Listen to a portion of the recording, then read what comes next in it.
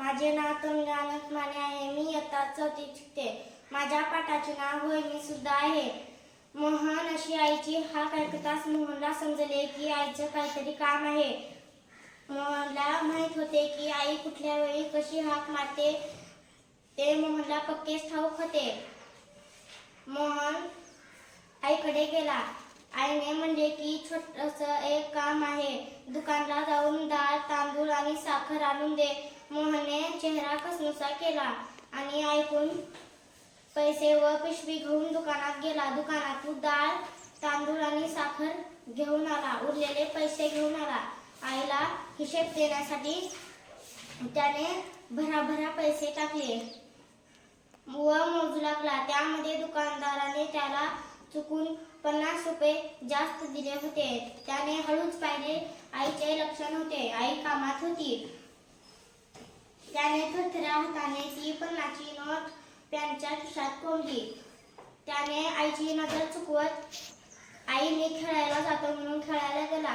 त्याचे मित्र त्याची वाट पाहत होते.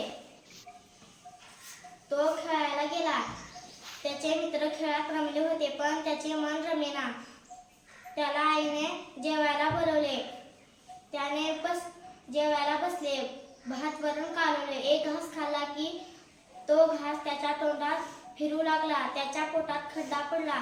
त्याने बळे घास खाल्ल्यावर गटागटा पाणी पिला व खेळायला गेला. पुन्हा आईने बोलावले. मग त्याने पुस्तक घेऊन गोष्टी वाचायला सुरुवात केली पण त्याला गोष्टी वाचनात रमेना.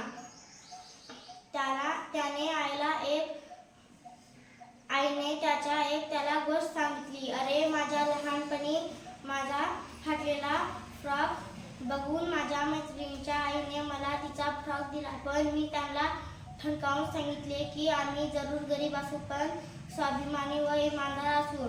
मी घरी आल्यास आईला ही सांगितले. आईने मला शाबासकी दिली. मोहन ढसाढसा रडू लागला. आई म्हणाली अरे नवीन शर्टची गोष्ट निघाली की ही जुनी गोष्ट ऐकू आली. आई मी लगेचच 1 मिनिटात आलो. तो दुकानात गेला आणि दुकानदाराला म्हणाला सॉरी मला सकाळी 50 रुपये तुमच्याकडून जास्त आले. मला यायला उशीर झाला. आणि दुकानदाराने समोरच्या भरणीतील चॉकलेट त्याच्या पुढे धरले.